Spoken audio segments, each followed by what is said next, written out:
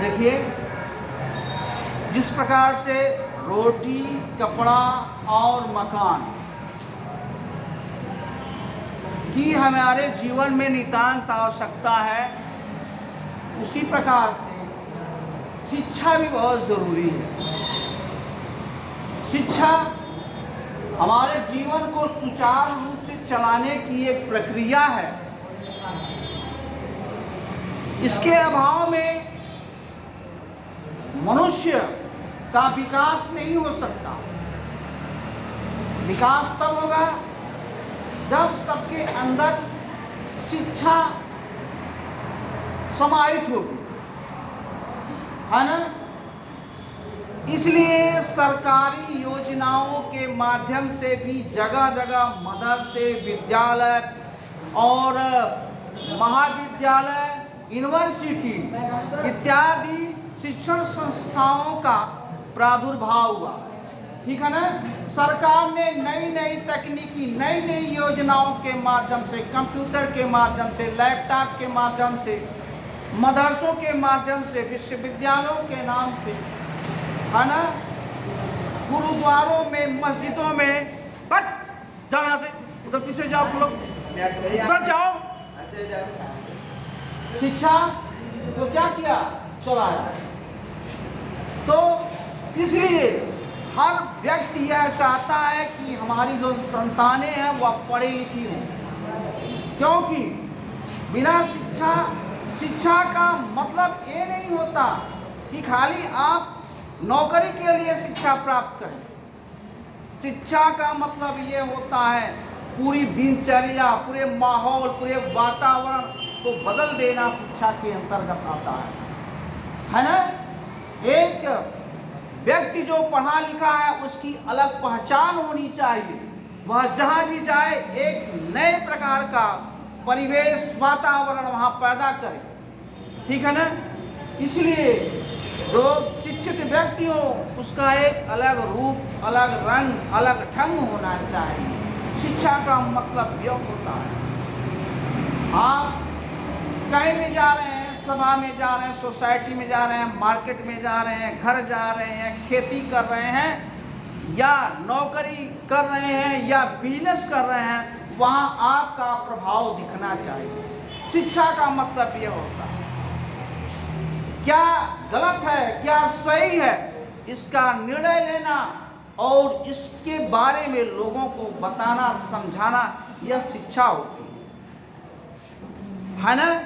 शिक्षा सिर्फ अपने लिए सीमित नहीं होती है, बल्कि शिक्षा का क्षेत्र सामाजिक होता है, राष्ट्रीय होता है, अंतरराष्ट्रीय होता है। जैसे एक वैज्ञानिक अगर किसी भी चीज का आविष्कार कर दिया तो उसका सदुपयोग वह स्वयं नहीं करता है, बल्कि उसका सदुपयोग पूरा समाज करता है, पूरे एरिया के लोग करते हैं। जितने लोग होते हैं सारे के सारे लोग। जैसे मोबाइल है, मोबाइल का भी आविष्कार किसी ने किया होगा, रेलगाड़ी का आविष्कार किसी ने किया होगा, कलम का आविष्कार किसी ने किया होगा, ये मोटर वाहनों का आविष्कार किसी ने किया होगा, तब हम आज उसका लाभ ले रहे हैं, है ना। शिक्षा ये होती है। शिक्षा जैसे स्वामी विवेकानंद थे, उन्होंने शिक्षा ग्रहण किया, समाज की बुराइयों को उन्होंने मिटाया, सती प्रथा का अंत किया या और भी जितनी प्रथाएं हैं उस पर उन्होंने बात की और समाज से हटाने का प्रयास किया। ठीक है।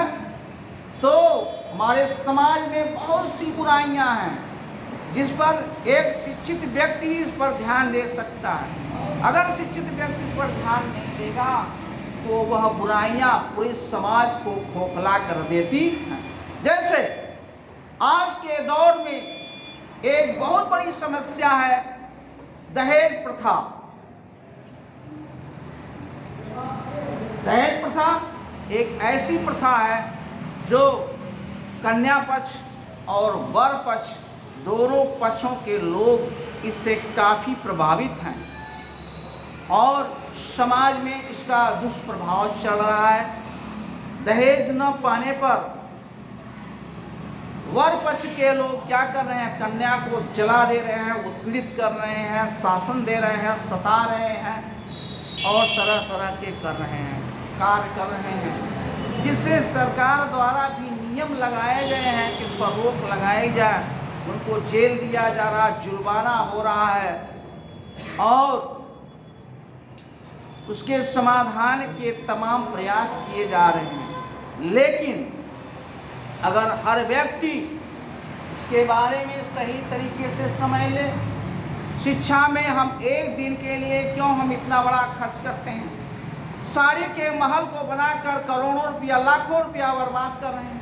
टेंट आता है, टेंट का क्या मतलब है ना, ज़्यादा से अपनी आवश्यकता से अधिक लोगों को, अपनी औकात से ज़्यादा लोगों को इनवाइट करना, उन्हें बुलाना, उन्हें आमंत्रित करना कि हम एक दिन के लिए क्या है, एक दिन के हम बादशाह बनना चाहते हैं, एक रात के लिए हम बादशाह बनना चाहते हैं। लड़की पक्ष वाला चाहता है कि जितने साड़ी महल हैं सब आप हमारे घर पे बन जाए, और लाखों रुपया बर्बाद करता है, एक क्षण के लिए साड़ी का महल बनवाता है। अरे भाई, वह व्यवस्था खुले वातावरण में भी हो सकती है, जब बरसात न हो, धूप न हो, तो ऐसा किया जा सकता है ना। और टेंट हाउस के सारे कुर्सी में जा कर के तरह तरह के लग जाते हैं, पर्दा आके टंग जाता है और नौकर चाकर लग जाते हैं। वो पैसा कितना खर्चा क्या करने की जरूरत है। शादी विवाह एक मंडप में होता है, उस मंडप में सीमित व्यक्तियों को बुला करके उनकी व्यवस्था करके यह कार्य संपन्न किया जा सकता है। 10 बाराती हैं और 20 गाड़ियाँ जाती हैं, खाली खाली गाड़ियाँ दिखावे के लिए जाती हैं कि हम एक रात के लिए बादशाह हैं। दूल्हा जो है सबसे स्टैंडर्ड वाली कार पे आता है और उस पर भी मांग है कि हमें एक चीज़ चाहिए, वह दुल्हन के साथ साथ, अरे जिसने अपनी बेटी दे दिया, दुनिया की बेश कीमती चीज़ आपको जब वह दान में देता है तो फिर उससे तुम मुँह खोल करके क्यों मांगते हो? या वह भिखारी है या तुम भिखारी हो। तुम्हें खुद सोचने वाला सोचना चाहिए, जो देता है वह महान होता है, जो लेता है वो भिखारी होता है। या आपके अगर आपकी आवश्यकताएं नहीं पूर्ण हो रही हैं तब तो आप किसी से मांग रहे हैं, इसका मतलब आप क्या है? भिखारी हैं। आपकी जब औकात नहीं अपने लड़के की शादी करने के लिए, उसके रख रखाव की करने की, तो आप शादी क्यों करते हैं? लड़के पक्ष से क्यों मांगते हैं? लड़का आपका, उसकी व्यवस्था आपका है। हाथी आप मानेंगे तो भोजन आप हाथी को आप देंगे कि दूसरा कोई देगा? हाथी आप बांधे और लड़की पक्ष से कहें भैया हम हाथी बांध दिए, इसका भोजन तुम दो। एक का रिवाज है। आपकी औकात मोटरसाइकिल में तेल डालने की नहीं है, लेकिन फिर भी आप लड़की वालों से कहते भैया हमें हीरो होंडा चाहिए। हीरो होंडा नहीं चाहिए, क्या चाहिए हो? इस समय बड़ी गाड़ी आई है, बुलेट चाहिए। 2.5-3 लाख की गाड़ी आप मांग लेते हैं, पेट्रोल डालने की आपकी औकात नहीं। यह क्या, इस समाज की बुराई है, इस पर हमें विचार करना चाहिए। पढ़ा लिखा व्यक्ति जो है 10, 20, 50 की संख्या में लोग हैं, उन्हें एक यूनियन बनाना चाहिए और उसके तहत लोगों को, अपने माता पिता को समझाएं, वर पक्ष को समझाएं, कन्या पक्ष को समझाएं। तो पढ़ाई लिखाई का मतलब ये होता है कि शिक्षा का हम सदुपयोग करें, है ना। हम कहीं समाज सोसाइटी में जाते हैं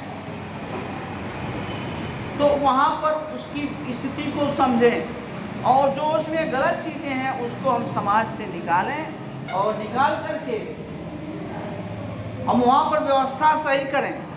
किसी की शादी में जाते हैं, किसी कारण से अगर उसमें कोई व्यवधान हो रहा है तो उस व्यवधान को बड़ी चतुराई के साथ उसका हल निकालें और समस्या का समाधान करना ही शिक्षा का महत्व, पढ़ाई का वही महत्व होता है।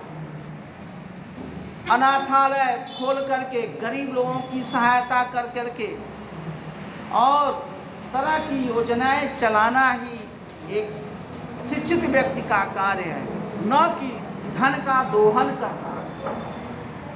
आजकल के ज़माने में यह फैशन हो गया है, जो शिक्षित वर्ग है वो समाज से धन का दोहन करने की योजना बनाता है।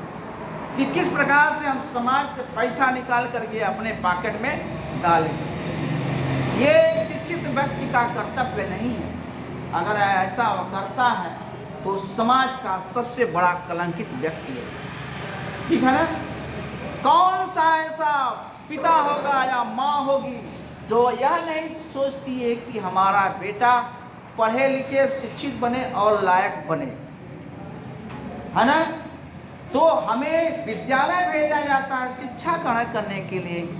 यह हमारा जीवन विद्यार्थी जीवन है, इसलिए हमें अधिक से अधिक शिक्षा को ग्रहण करना चाहिए, क्योंकि यहीं से जब हम बड़े होंगे तो आगे चलकर हम अन्य सीढ़ियों को पार करते हुए इस देश के सभ्य और ईमानदार नागरिक बनेंगे। ठीक है? इसलिए हमें शिक्षा पर विशेष ध्यान देना